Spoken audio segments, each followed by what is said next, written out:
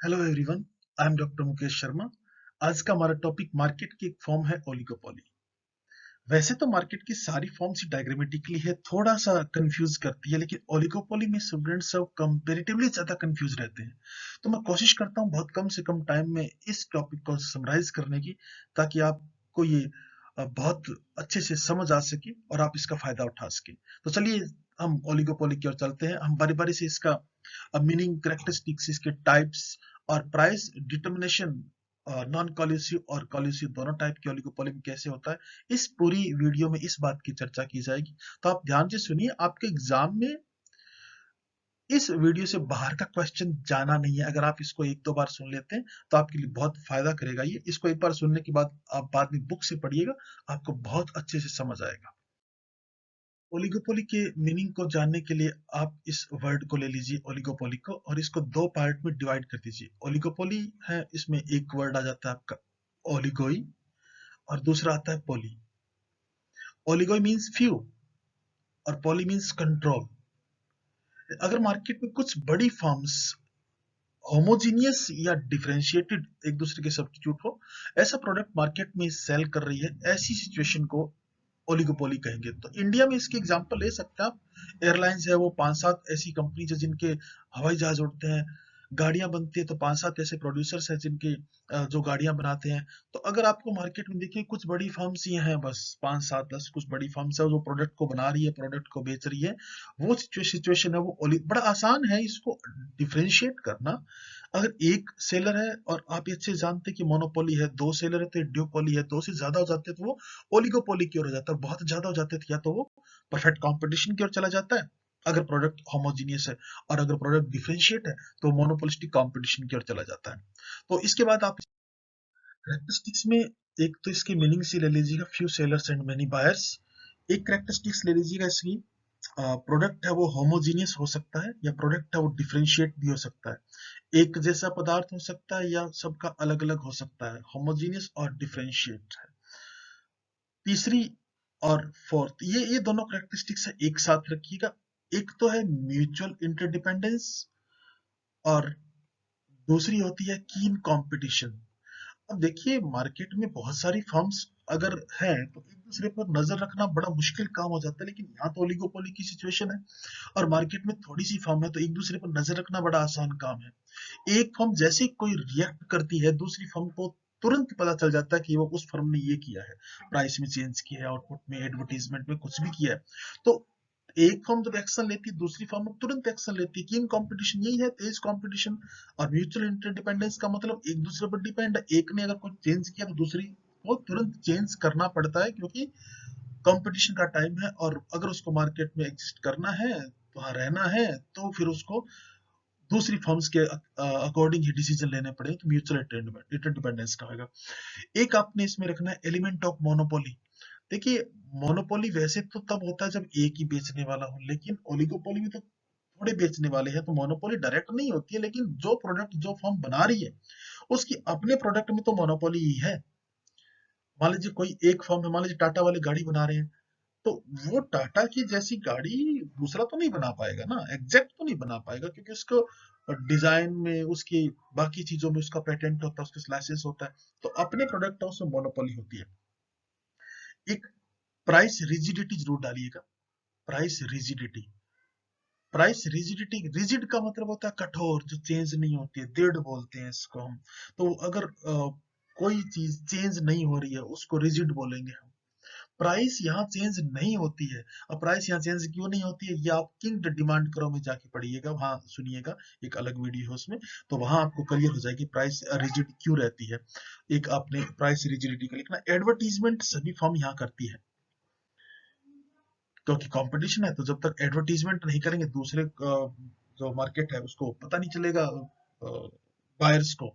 तो यहाँ एडवर्टीजमेंट करनी पड़ती है, और किसका कितना प्रोडक्ट बिकेगा, मार्केट में क्या सिचुएशन है, ये सब अनसर्टेन है। तो अनसर्टेनिटी, अनिश्चितता है, उसका जोखिम बना रहता है मार्केट। तो ये करेक्टरिस्टिक्स है, इनको आप लिख सकते हैं। बैरियर्स का भी आप डाल सकते हैं, ज्यादा बैरियर्स तो नहीं होते, लेकिन कुछ बैरियर्स होते हैं यहाँ एंट्री करने में। तो ये इसकी करेक्टरिस्टिक्स है। अब आप क्लासिफिकेशन पर आइए इसमें। तो क्लासिफिकेशन क्लासिफिकेशन का अगर सिंपल कहें तो ये हम टाइप्स की बात कर रहे हैं कि ओलिगोपोली कितने टाइप्स की होती है, किन किन कैटेगरी में इनको डिवाइड किया जा सकता है।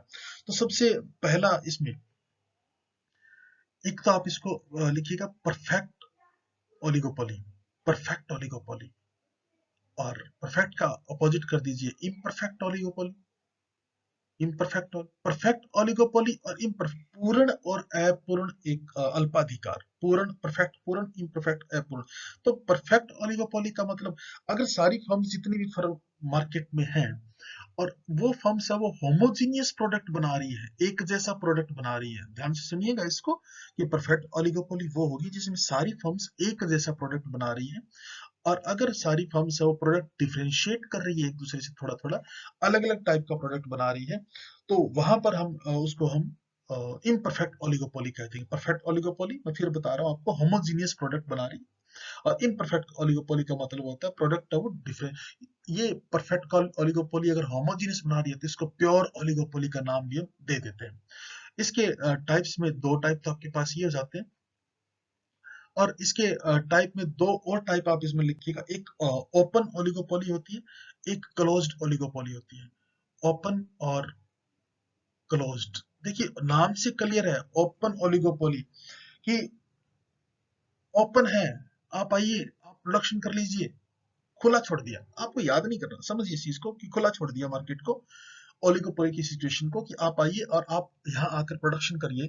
तो अगर बाकी फर्म्स की एंट्री पर कोई बैरियर नहीं होता है वो ओपन ओलिगोपोली होती है। और अगर बाकी फर्म्स है उस इंडस्ट्री में फर्म्स के एंट्री करने पर कोई बैरियर लगा दिया जाए तो वो क्लोज्ड इकोनॉमी बन जाती है, तो ओपन क्लोज्ड ओलिगोपोली बन जाती है। तो ओपन ओलिगोपोली और क्लोज्ड ओलिगोपोली को आप याद रखने के लिए बैरियर्स से रिलेटेड रखिएगा, प्रतिबंध है वो, अगर नहीं होते हैं तो ओपन, होते हैं तो क्लोज्ड। दो इसके और टाइप आप याद रखिएगा, एक होता है पार्शियल ओलिगोपोली, पार्शियल, हिंदी में इसको आंशिक कहते हैं, आंशिक। और दूसरा होता है फुल ओलिगोपोली, पार्शियल ओलिगोपोली और फुल ओलिगोपोली। पार्शियल ओलिगोपोली वो सिचुएशन होगी जिसमें मार्केट में एक डोमिनेंट फर्म होगी।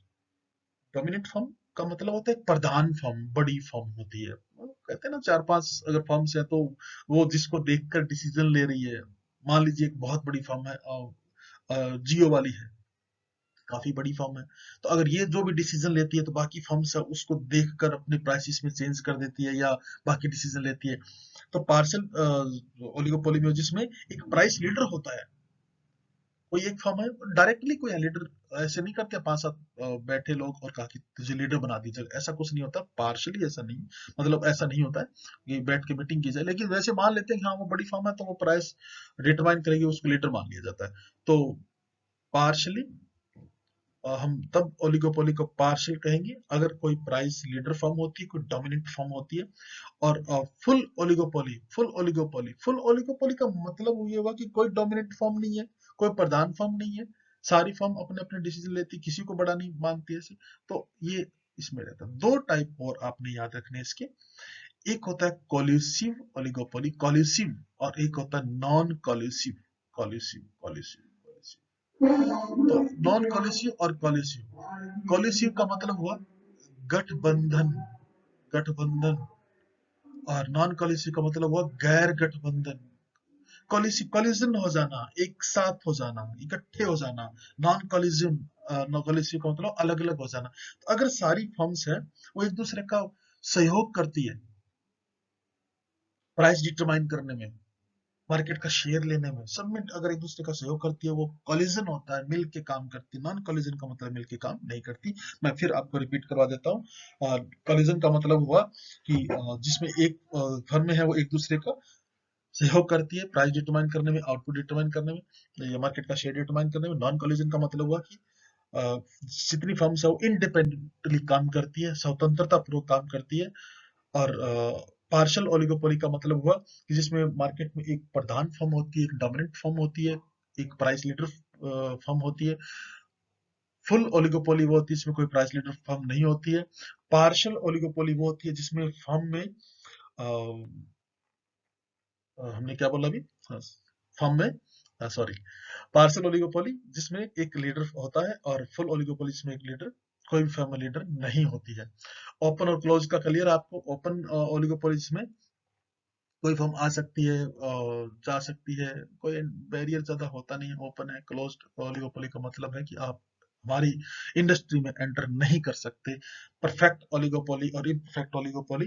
परफेक्ट ओलिगोपोली का मतलब होता है इसमें होमोजीनियस प्रोडक्ट बना रही होती है फर्म, और इम्परफेक्ट होता है जिसमें प्रोडक्ट है वो डिफरेंशिएट होता है। तो ये आप क्लासिफिकेशन में याद रखिएगा। 8 टाइप आपके पास रहेंगे। वन इज परफेक्ट, मेरे साथ साथ याद कर लीजिएगा। परफेक्ट ओलिगोपोली याद हो गया आपको। Perfect oligopoly homogeneous product, imperfect oligopoly product differentiate, open oligopoly कोई एंट्री कर सकता है, क्लोज्ड का मतलब फर्म एंट्री नहीं कर पाएगी, रुकावटें होती है। पार्शियल ओलिगोपोली का मतलब हुआ, पार्शियल ओलिगोपोली ये वाली पार्शियल ओलिगोपोली मतलब क्या, प्राइस लीडर होता है। फुल ओलिगोपोली का मतलब कोई प्राइस लीडर नहीं होता है। कॉलिसिव का मतलब मिलके काम करती है। नॉन कॉलिसिव का मतलब सब अलग अलग तरीके से काम करती है। बड़ा आसान सा आपको याद होगा, मेरे हिसाब से आपको साथ साथ याद होगा। एक क्वेश्चन बन जाता है यहाँ से अकेला क्लासिफिकेशन का। ग्रेजुएशन में काफी बार एग्जाम में पूछ लेता है कि व्हाट इज ओलिगोपोली, और इसके टाइप्स डिफाइन करिए। तो टाइप्स ही आपके पास रहते हैं।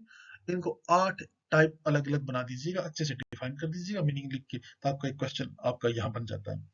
अब क्वेश्चन ये अब क्वेश्चन ये आता है कि ओलिगोपोली होती क्यों है, मार्केट में एग्जिस्ट क्यों करती है। तो इसको आप बुक से पढ़ सकते हैं। बड़ा ही आसान सा है। 2-3 चीजें मैं बता देता हूँ। एक तो वर्ड होता है इनोवेशन। जो बड़ी फर्म्स होती है वो इनोवेशन कर लेती है। नई फर्म की एंट्री जैसे ही होगी, बड़ी फर्म्स ने कुछ नया बना देना है। इनोवेशन करना छोटी फर्म्स के बस की बात वैसे भी नहीं होती है। अगर मान लो कोई बड़ी फर्म पहले काम करे, दूसरी फर्म उसके पास आ भी जाती है, वो इनोवेशन करने की कोशिश भी करती है, तो इकोनॉमीज ऑफ स्केल नाम की एक चीज होती है। एक फर्म जब बड़ी होती है तो बड़ी होने के बाद उसको, जब वो प्रोडक्शन का एक बहुत बड़ा मार्केट का एक शेयर है, वो प्रोडक्ट बनाना शुरू कर देती है, तो प्रोडक्शन का बहुत बड़ा पार्ट बनाना शुरू कर देती है, तो उसको इकोनॉमी ऑफ स्केल मिलती है, फायदे उसको ज्यादा होते हैं। कॉस्ट को रिड्यूस वो कर सकती है जो पहले से काम कर रही है। नई फर्म एकदम से वहां इतना काम नहीं कर सकती है। पेटेंट लिए होते हैं, राइट्स लिए होते हैं, कुछ लाइसेंस लिए होते हैं कि आप ये प्रोडक्शन दूसरा कोई नहीं किया कर सकता। पेटेंट समझते होंगे आप, पेटेंट है, लाइसेंस है। अगर कोई फर्म आती है और पहले जो प्रोडक्ट बन रहा है उसका डिफरेंशिएट करके थोड़ा सा उसका सब्स्टिट्यूट बनाने में कामयाब हो जाती है, तो वो भी ये एंट्री कर सकती है। लेकिन जैसे ही वो बनाती है उसका कुछ डिफरेंट, तो पहले वाली फर्म उससे भी डिफरेंट बना के बहुत अच्छा बना देती है, तो वहां टिकने नहीं देती उस फर्म को, जो नई वाली फर्म है उसमें। अगर कोई फर्म आती है तो प्लांट लगाएगी, प्लांट लगाने में बहुत ज्यादा खर्चा होता है। मशीनें लगाएगी तो उसमें बहुत खर्चा होता है। पहले वाले भी आप सोचे कि कोई नया आपकी गाड़ियां बनाना शुरू करता है, तो क्या वो टाटा के बराबर प्लांट, महिंद्रा के बराबर प्लांट लगाने में उसको बड़ी प्रॉब्लम होगी। तो बहुत बहुत ज्यादा फिक्स्ड कॉस्ट आती है, आप ये कर सकते हैं। तो ये चीजें जो है वो मजबूर कर देती है लोगों को कि आप मार्केट में एंटर ना करें, आप प्रोडक्शन ना करें, और जो 5-7 फर्म्स हैं वो ही प्रोडक्शन कंटिन्यू करती रहती है। तो यहां तक आपका थियोरेटिकल पार्ट रहता है। अब आपके सामने जो क्वेश्चन है वो इस क्वेश्चन की मेन बॉडी है, ओलिगोपोली की मेन बॉडी है, थोड़ा डायग्रामेटिकली है। थोड़ा सा कंसंट्रेशन ज्यादा बना लीजिएगा आप। यहाँ पर प्राइस एंड आउटपुट डिटर्मिनेशन करना है आपने। प्राइस एंड आउटपुट डिटर्मिनेशन का मतलब हुआ, जैसे आप परफेक्ट कंपटीशन में किए हो, मोनोपोली में किए हो, मार्केट की जितनी फॉर्म है, आपका अगर एग्जाम में क्वेश्चन आता है तो हर एक मार्केट की फॉर्म की प्राइस एंड आउटपुट डिटर्मिनेशन आएगी। अब वो एग्जामिनर पर डिपेंड करता है कि प्राइस एंड आउटपुट डिटर्मिनेशन में क्या पूछता है। कोई एक पार्ट पूछता है कि पूरा पूछता है। तो मार्केट की कुछ फॉर्म है, मान लीजिए मोनोपोलिस्टिक कंपटीशन है, वहां अगर वो लिख देता है कि प्राइस एंड आउटपुट डिटर्मिनेशन, तो वो सारा लिखना होता है। अगर ओलिगोपोली में लिख देता है कि प्राइस एंड आउटपुट डिटर्मिनेशन, तो अपने पास बहुत कुछ है लिखने को, क्योंकि यहाँ प्राइस एंड आउटपुट डिटर्मिनेशन में दो चीजें आपके पास आएंगी, एक तो नॉन कॉलिसिव में, एक कॉलिसिव में। तो आपको क्वेश्चन पर नजर डालनी है कि वो पूछ क्या रहा है। क्या वो प्राइस एंड आउटपुट डिटर्मिनेशन पूरा पूछ रहा है, तो आपने नॉन कॉलिसिव और कॉलिसिव दोनों डालने हैं। क्या वो नॉन कॉलिसिव, आप नाम पढ़ लीजिए, क्या सिर्फ नॉन कॉलिसिव गैर गठबंधन के अंतर्गत पूछ रहा है, गैर गठबंधन, या गठबंधन के साथ पूछ रहा है। अब तक गठबंधन वर्ड तो आप बहुत अच्छे से समझ चुके होंगे शायद, है ना। आजकल की जो चर्चाएं हैं, चुनावी माहौल है, राजनीति है, उसमें भी तो ये वर्ड बार बार आते हैं, उसने उसके साथ गठबंधन किया, उसने उसके साथ गठबंधन किया, मतलब मिलके काम किया। गठबंधन का मतलब नेगेटिव मत जाइए, मिलके काम किया। तो यहाँ नॉन कॉलिसिव और कॉलिसिव में, एक तो जब आपस में सारी फर्म्स है वो मिलके काम नहीं कर रही है, तब गैर गठबंधन मिलके काम कर रही है गठबंधन, तो वो क्या होगा उस सिचुएशन में आपने बताना है इसमें। तो हम बारी बारी से इनको करेंगे, नॉन कॉलिसिव में और कॉलिसिव में। पहले हम नॉन कॉलिसिव ओलिगोपोली उठाते हैं। नॉन कॉलिसिव ओलिगोपोली फर्म्स एक दूसरे के साथ मिलके काम नहीं कर रही हैं। सारी फर्म इंडिपेंडेंटली प्राइस डिटरमाइन कर रही है, सारी फर्म्स है वो आउटपुट वो डिटरमाइन कर रही है, मार्केट का कितना शेयर किसने लेना है ये खुद डिसाइड कर रही है। ये सारा नॉन कॉलिसिव ओलिगोपोली का पार्ट रहता है। और नॉन कॉलिसिव ओलिगोपोली में जो आपने सबसे मेन डालना है वो है price rigidity model, Sweezy model, kinked demand curve. याद रखिएगा, प्राइस रिजिडिटी मॉडल आए, स्वीजी मॉडल आए, किंग डिमांड करो, तीनों का मैटर क्या रहेगा, सेम, एक जैसा। प्राइस रिजिडिटी मॉडल आए उसमें वही लिखना होता है, स्वीजी मॉडल आए उसमें वही लिखना होता है, किंग डिमांड करो उसमें भी वही लिखना होता है। और price and output determination under non collusive oligopoly आ जाए तो यही लिखना होता है जो आपको प्राइस रिजिडिटी मॉडल में है। एक डायग्राम बना के उसमें प्राइस एंड आउटपुट डिटरमाइन कर देना है, किंग डिमांड करो वाला। अब इसको समझने के लिए आपको एक और वीडियो मैंने शेयर कर रखी है, और किंग डिमांड करो नाम से, आप उसको देखिएगा जाकर, तो हाँ आपका क्लियर हो जाएगा कि किंग डिमांड करो कैसे बनता है। वहीं आपका Sweezy model and price rigidity model है वो क्लियर हो जाएगा। तो किंग डिमांड करो आपने वहां जाकर देखना, आप अच्छे से आपको ये करना है, और उसी को अपने नॉन कॉलिसिव ओलिगोपोली में डाल देना है। तो नॉन कॉलिसिव ओलिगोपोली तो आप वहां से करिएगा। उसके बाद कॉलिसिव ओलिगोपोली, अब फर्म सब मिलके काम कर रहे हैं। मिलके काम करने का मैं पहले बता चुका हूँ, यहाँ फर्म के मिलके काम करने का मतलब ये नहीं है कि वो एक टेबल पर बैठती है आपस में कंसल्ट करती है, ऐसा कुछ भी नहीं है। बस एक मौन सहमति होती है एक दूसरे से। Price determination under perfect collision और इम्परफेक्ट कॉलिजन, दो टाइप करने हैं अपने को। तो price determination under perfect collision में एक नाम आपने याद रखना है, और वो नाम है कार्टेल। आपसे पूछ लेना कार्टेल के बारे में, कुछ भी पूछे तो आपने ये वाला पूरा पार्ट लिखना है, price determination under perfect collision, और एक डायग्राम बनाना है। तो कार्टेल, कार्टेल का मतलब पूछ ले, कार्टेल होता क्या? कार्टेल वही होता है जब सारी फर्म्स मिलके काम करती है। मान लीजिए एक 3 4 5 फर्म है, तो मिलजुल कर प्राइस को डिटरमाइन करे, किसने कितना प्रोडक्ट बेचना है ये डिटरमाइन करे, ये डिसाइड करे। तो जब मिलके एक टेबल पर, सिंपल बात है, एक टेबल पर जब फर्म बैठ जाती है तो उसको कार्टेल बोला जाता है। मिलके काम जब करती है तो उसको कार्टेल बोला जाता है। तो आप बड़ा नाम टफ है, मीनिंग बड़ा आसान है कार्टेल का। तो ये आपने कार्टेल का कर लेना। एक डायग्राम देखिएगा, हम ये मान लेते हैं कि 3 फर्म है मार्केट में, ए बी सी, और तीनों फर्म को एमसी की जानकारी है, मार्जिनल कॉस्ट की जानकारी है तीनों फर्म को। तीनों फर्म को ये पता है मार्केट में डिमांड कितनी है और किस प्राइस पर पॉसिबल है। तीनों फर्म जब प्राइस डिटरमाइन करती है, आउटपुट डिटरमाइन करती है, तो किस तरीके से करेगी ये समझिएगा। एमसीएमआर तो आप समझते हैं, क्योंकि अब आप रेवेन्यू और कॉस्ट के चैप्टर कर चुके हैं। तो एमसीएमआर, तो हर फर्म की एक अलग एमसी होगी, और जब 3 फर्म है, हम ये मान लेते हैं तीनों की अलग अलग एमसी है, MC1 MC2 MC3, और तीनों एमसी का टोटल कर देते हैं, एक सिग्मा एमसी अपने पास बन जाता है, एमसी का टोटल बन जाता है। इक्विलिब्रियम याद रखिएगा, हर फर्म का हर मार्केट की कंडीशन में फॉर्म में वही होगा जहां M C is equal to M R रहता है, हमेशा ये रहता है इसके अंदर। तो यहाँ डायग्राम बनाइएगा एग्जैक्ट, तो मेरे ख्याल से लाइन वगैरह सीधी ना आए तो, क्योंकि ये इलेक्ट्रिक पैड पर है, तो आप थोड़ा सा समझने की कोशिश करिएगा और खुद बनाने की कोशिश करिएगा इसको सही से। यहाँ आउटपुट आपने लेना है, और इधर रेवेन्यू कॉस्ट आप लेना है, प्राइस भी ले सकते हैं इसमें। तो पहले ए आर एम आर बनाइएगा। ये ए आर वही डाउनवर्ड आपने बनाना है जैसे आप बनाते होते हैं मोनोपोली या मोनोपोलिस्टिक कंपटीशन में, ए आर एम आर बनाते हैं। अब आपने 4 MC बनानी है।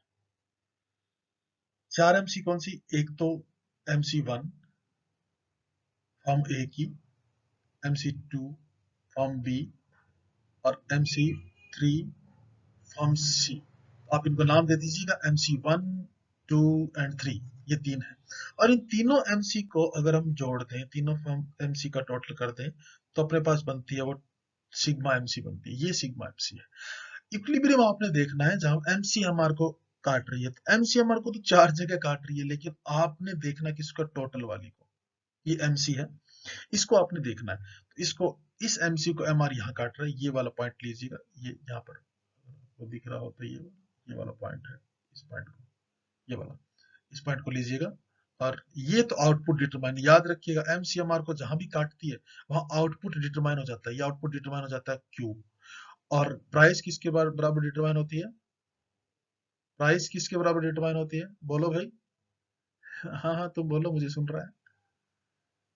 प्राइस इज ऑलवेज, मैंने आप सबको पहले ही बताया हुआ है कि price is always equal to AR, और AR is equal to price, और AR करो इज इक्वल टू डिमांड करो। तो प्राइस किसके बराबर होगी? AR के बराबर।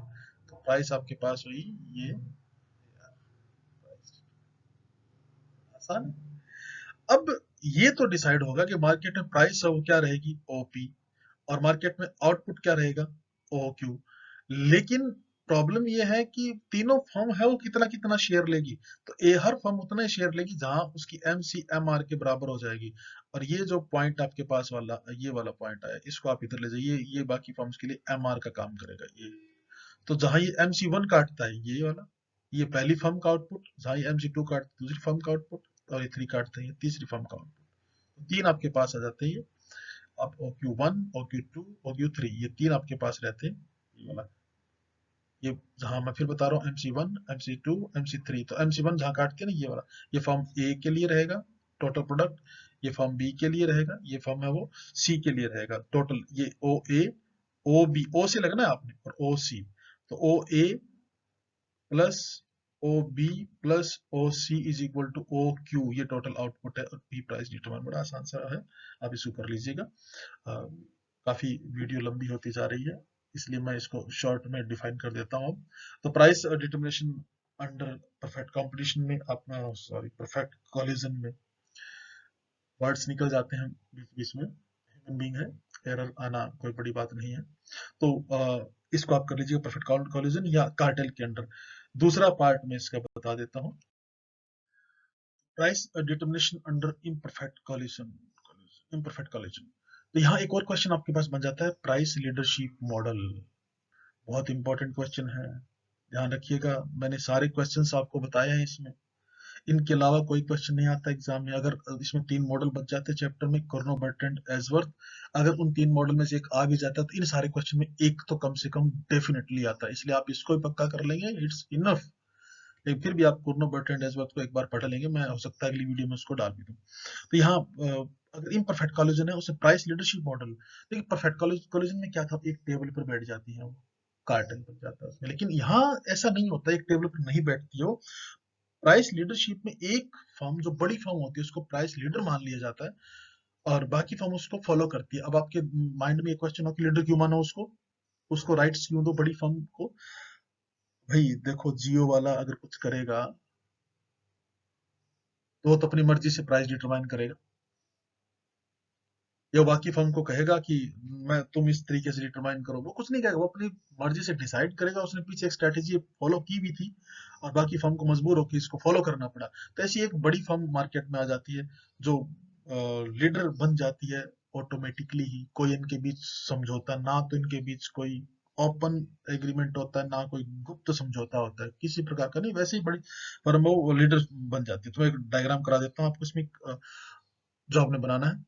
एक बात ध्यान रखिएगा, प्राइस लीडर होने का मतलब ये नहीं है कि बार बार प्राइस के साथ वो छेड़छाड़ करेगा, नहीं। प्राइस के साथ तभी छेड़छाड़ करेगा, वो तभी इसको अप्स डाउन करेगा जब मेन फैक्टर्स की प्राइस में चेंज हो जाए, या मेन को चेंज हो तो उसको चेंज करेगा। तो जल्दी से डायग्राम करिएगा। एक फर्म है वो डोमिनेंट फर्म है, और डोमिनेंट फर्म ये पहले डिमांड करो ले लेते हैं हम, मार्केट का डिमांड करो है, पूरी मार्केट में ये डिमांड है। और ये मार्केट का सप्लाई करो है, ये सप्लाई ले लेते हैं हम। इसका कोई प्राइस डिटरमाइन ऐसे नहीं करना, बस सप्लाई करो डिमांड करो बना के छोड़ दिया हमने। सप्लाई करो का हमने, अब इस डिमांड और सप्लाई से हम ये देखते हैं कि डोमिनेंट फर्म है उसका डिमांड करो कौन सा है। तो डोमिनेंट फर्म का डिमांड करो आपने इससे नीचे लेना है, ये डोमिनेंट फर्म का डिमांड करो है। और ये डोमिनेंट फर्म का एमआर कर्व है। अच्छा चलो मेरे को आप ये बताइए, एआर कर्व कहाँ है डोमिनेंट फर्म का? अंदाजा लगाओ, डोमिनेंट फर्म का एआर कर्व कहाँ है? हाँ, डीडी कर्व है, वही तो एआर कर्व है डोमिनेंट फर्म का। ये एआर एमआर बन गया ना आपके पास, और ये आपके पास एमसी बन जाती है। एमसी ने एमआर को जहां काटा है, ये वाला पार्ट किसका बन जाएगा? इक्विलिब्रियम, ये वाला पार्ट, ये इक्विलिब्रियम का बना, और इस इक्विलिब्रियम का बना, इसको आप नीचे लाइए। ये तो आउटपुट डिटरमाइन हुआ। प्राइस डिटरमाइन कहाँ होगी? प्राइस डिटरमाइन को करने के लिए आपने ऊपर जाना है, और प्राइस ये आउटपुट डिटरमाइन, प्राइस डिटरमाइन होगी वो इसके बराबर, एआर के बराबर। ये प्राइस डिटरमाइन कर दी, एआर के बराबर। किसने डिटरमाइन की? Dominant firm. प्राइस डिटरमाइन, उसने ये बोला भाई देखो मैं तो ओपी प्राइस पर ओ क्यू बेचना है, ये कंफर्म है, साम दाम दंड भेद किसी भी तरीके से मैं मार्केट का जो टोटल शेयर है उसका ओ क्यू पार्ट बेचना ही बेचना है ओपी प्राइस पर। और मार्केट में डिमांड कितनी है? टोटल टोटल डिमांड कितनी है मार्केट में प्रोडक्ट, और टोटल डिमांड तो मार्केट में ये वाली है, ये इधर वाली, ये वाली मार्केट में टोटल डिमांड ये है ओ क्यू वन, ये यहाँ से लेके ये मार्केट की डिमांड है। लेकिन डोमिनेंट फर्म ने क्या कहा, मैंने तो इतना सेल करना है और इस प्राइस पर करना है, बाकी जो बचा, कितना बचा, क्यू क्यू वन, ये तुमसे जो जितनी फर्म्स बाकी बचती है उनको कह दिया कि तुम बना लो, बाकी इतना ही है।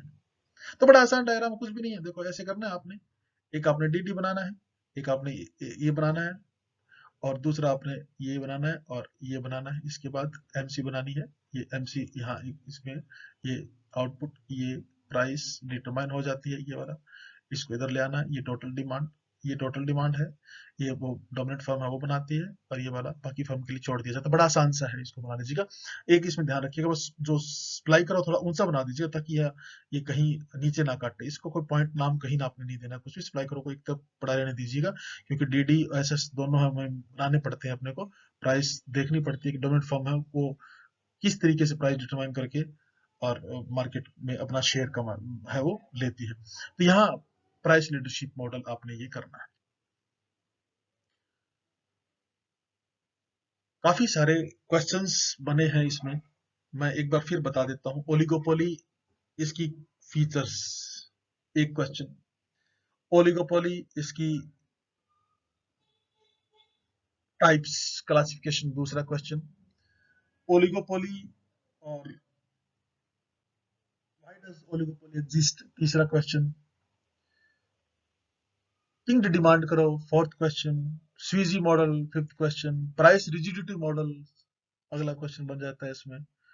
प्राइस डिटर्मिनेशन अंडर ओलिगोपोली, तो सारा लिखना है आपने, मैं पहले ही बताया आपको, जहां से ये पीपीटी में जहां ये हेडिंग शुरू होती है उससे आगे का सारा लिखना है। Price determination under collusive oligopoly, तो अलग लिखना है। Price determination under non collusive oligopoly, तो आपने अलग लिखना है। नॉन कोलिसिव में भी आपसे पूछे, अलग अलग चीजें पूछ सकता है। कोलिजन में आपसे पूछे परफेक्ट कोलिजन, कार्टेल वाला इम्परफेक्ट कोलिजन है वो पूछ ले आपसे प्राइस लीडरशिप मॉडल। तो price leadership model, kinked demand करो, प्राइस रिजिडिटी मॉडल, ये तीन चीजें तो बहुत इंपॉर्टेंट है, कर लीजिए। फिर भी इसमें कुछ आपको प्रॉब्लम लगे, कुछ ना समझ आए, आप कमेंट बॉक्स में लिखिएगा। मैं कोशिश करता हूँ कि अगर मैंने कुर्नो बर्ट्रेंड ये मॉडल डाले तो मैं उसमें कहीं न कहीं इन चीजों को मेंशन कर दूंगा जो आपकी प्रॉब्लम्स होंगी। और कहीं पर भी अगर मेरे से कहीं कोई इसमें रह गई है बतानी, या कोई ऐसा वर्ड जो एक्यूरेट नहीं था इसमें, से सजेस्ट मेरे से डिस्कस कर सकते हैं, मैं आपको वहाँ इस चीज को डिफाइन कर दूंगा। Thank you very much. BA first के, बीकॉम फर्स्ट के जितने बच्चे हैं सबके साथ शेयर करिए, और जो एमए इकोनॉमिक्स कर रहे हैं वो भी इसको जरूर सुने, आपका बेसिक क्लियर होगा। इसके बाद ही प्राइस इसके ओलिगोपोली की अदर मॉडल्स हम आप पढ़ पाते हैं। तो बेसिक क्लियर करने के लिए एमए इकोनॉमिक्स वाले भी इसको सुनिएगा। थैंक यू वेरी मच, बहुत बहुत